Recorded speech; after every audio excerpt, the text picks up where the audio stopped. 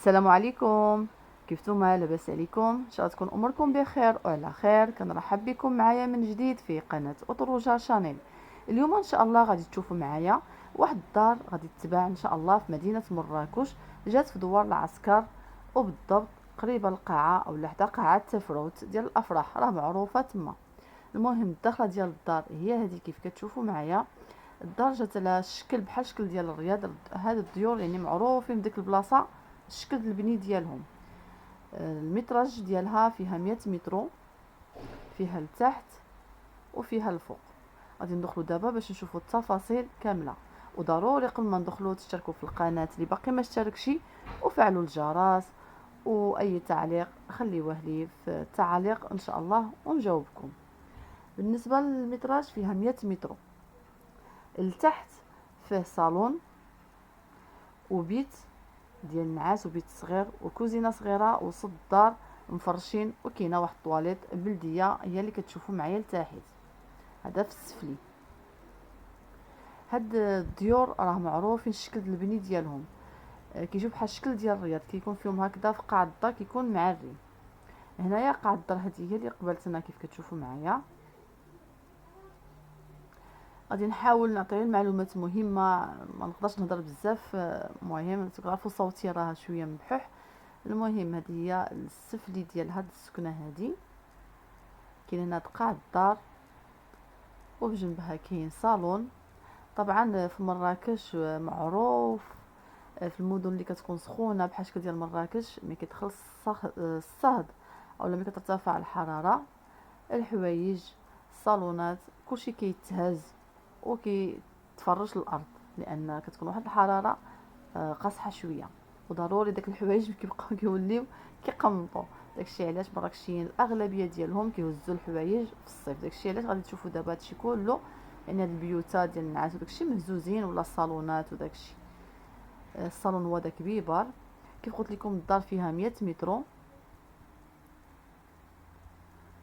لتحت فيها صالون وبيت النعاس وبيت صغير وكوزينه صغيره، وكاين وسط الدار كيف كتشوفوا معايا دابا هو اللي مفرش. هما الاجمالي ديال البيوت في هذه السكنه كامله من كيف بحال التحت والفوقي فيها 6 ديال البيوت، وجوج طواليطات بلديين وجوج كوزينات لتحت وكوزينه الفوق.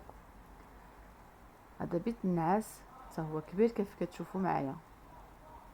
وهاد السكنه هذه بالنسبه للوراق ديالها راه تيتر محفظه، يعني وراقها ناضيين. هانتوما كتشوفوا هنا التفاصيل. وبالنسبه كاين فيها السطح اللي ممكن انا من حقك تزيد تبني الا بغى شي حد يزيد يبني فيها. بالنسبه للثمن ديالها غادي نقول لكم الثمن من هنايا. كيجوني تعاليق بزاف بحال هكذا كيبقى يقولوا لي واخا تقولي الثمن في الاولي. انا بالنسبه للراي ديالي مثلا الناس اللي كيكونوا مهتمين بهذا الديور باغيين يشريو بارطمات ديور فيلات، يعني واخا مثلا غادي نقول لك الثمن يقدر ما يعجبكش الثمن قبل ما تشوف، ولكن اذا شفتي وتعجبك الانسان يقدر كيغامر كيقول لك مزيونه تستاهل نزيد عليها نشوف من هنا ومن هنا. داكشي علاش كنقول ان الانسان يشوف العرض بعدا ديال الشقه ولا المنازل ولا الفيلا، وديك الساعه كيشوف الثمن، يعني غير ما يكونش داك الثمن عاوتاني فايت الحد ديال الانسان. كيف شفتوا معايا داك البيت هنا بجنبو الكوزينه. الكوزينه جات غير صغيره هنايا لتحت، هانتوما كتشوفوها معايا، يعني القياس ديالها باين. وهاد السكنه هذه جات في الدريبه نقيه، وحداها ولا قريبه ليها يعني المنطقه في كاينه قاعه تفروت ديال الافراح، راه معروفه الناس مراكشين راه عارفينها. ودابا غادي نطلعوا الفوقي باش تشوفوا حتى هو. كيف قلت لكم المساحه ديالها 100 متر مربع، فيها 6 البيوت وجوج كوزينات وجوج طواليطات، وكاين بلاصه فين ممكن الواحد يدير حمام بلدي الا بغى يزيدو، وممكن يزيد حتى في سطح السكنه.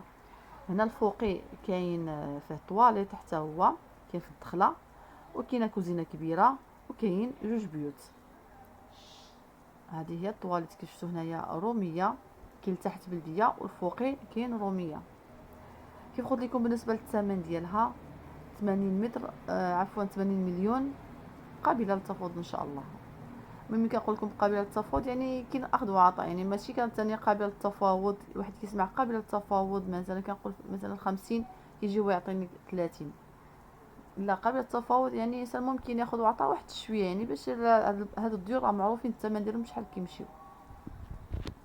ممكن نعتذر على الطريقه ديال الصوت شويه معينه. هذه الكوزينه كيف كتشوفوا معايا كوزينه كبيره. المهم اهم حاجه يعني من التصوير كان جا على غفله هكذا وداكشي. نشوفوا المساحه والفصاله ديال هاد السكنه. وكاين هنا في جنبها بيت اخر جا كبير كيف كتشوفوا معايا. هنا غادي تعاود باش يبان تبان المساحه ديالو. واي استفسار اي حاجه كنخلي الرقم التليفون على الشاشه. اللي عنده شي بارطما بغا يبيعها اولا فيلا اولا منازل ولا فيرمات ممكن يتواصل معي على نفس الرقم. الا ما جاوبتي ولا شي حاجه يخليه لي في الواتساب، وانا كنرجع نرد عليكم ان شاء الله. ضروري ما كنجاوبكم الا كان شي ظرف طارئ. وكنعتذر الناس بزاف اللي كيتواصلوا معايا وكيسقسيو عليا، كنشكرهم بزاف. ضروري الانسان كياخذ واحد شويه ديال الراحه باش عاوتاني نبداو من جديد. واخا الدنيا ما فيها راحه الحمد لله على كل حال، اللهم لك الحمد. مادام الانسان كيوقف على رجلو صحته مزيانه، هذيك هو كلشي وليداتو بخير وعلى خير، بخير وعلى خير. المهم هذا هو هذا البيت اللي كاين الفوقي شوف قلت لكم. ودابا غادي نخرجوا باش نشوفوا حاجه اخرى. المهم الفصل ديال هاد الدار لتحت فيه صالون وبيت النعاس وبيت صغير وكوزينه صغيره وسط الدار مفرشه وطواليت كيف شفتوا معايا. والفوقي فيه طواليت كيف شفتوا معايا كبيره، وكاينه كوزينه وكاين جوج بيوتا. وهذا قاع الدار مغطيناه بهذه الطريقه هذه كيف كتشوفوا معايا. قاع الدار كبير كيبان. وهذا الدربوز اللي كيطلال، لان كيف قلت لكم فصل ديال هاد الديور في هاد البلاصه هذه كاملين بهذا الشكل هذا، راه معروفين في مراكش. مولينها معلينها بهذه الطريقه هذه، يمكن احتمال على حساب الوليدات ولا شي حاجه. ودابا غادي نطلعوا للسطح تشوفوا حتى هو معنا. المهم ما تنساوش تشتركوا في القناه اللي باقي ما اشتركش، وفعلوا الجرس ولايك الفيديو ضروري وبارطاجيوه، ربما يوصل للناس كيقلبوا على بحال هاد السكنات. السطح هو هذا كيف كتشوفوا معايا. راه كاينه البلاصه في الواحد ممكن يعمل حمام بلدي، والسطح ممكن تزيد تبني فيه، راه كاين الحق انك تزيد تبني فيه. هاد المعلومات على حساب موالين الدار يعني اللي صرحوا بها. والدار راه تيتر فيها 100 متر مربع. هذا هو السطح كيف كتشوفوا معايا. وجا في الدريبه، جات دريبه نقيه، ودوار العسكر راه معروف. ومهم اللي بغى شي سؤال ولا عنده شي سؤال ولا شي استفسار يخليه لي في التعليق ولا يدخل عندي الواتساب في هاد النمره ولا يتصل. هانتوما كتشوفونا هاد مولين دايرين فيها هاد لابيسين مستغلين السطح ما شاء الله عليهم. هكا انا مراكش تبارك الله كتكون شويه سخونه في الصيف، ماشي شويه. مهم كل حاجه بالوقت ديالها. ضروري الشتوى الشتوى والصيف راه الصيف. الصيف هي اللي في مراكش والشتوى هي اللي في مراكش. هذا هو السطح كيف كتشوفوا معايا. المهم الفيديو ديالنا قريب يتسالى. كنشكركم بزاف على المتابعه. شكرا لكم بزاف بزاف. نتلاقاو ان شاء الله فيديو اخر. بسلامه. السلام عليكم ورحمه الله تعالى وبركاته.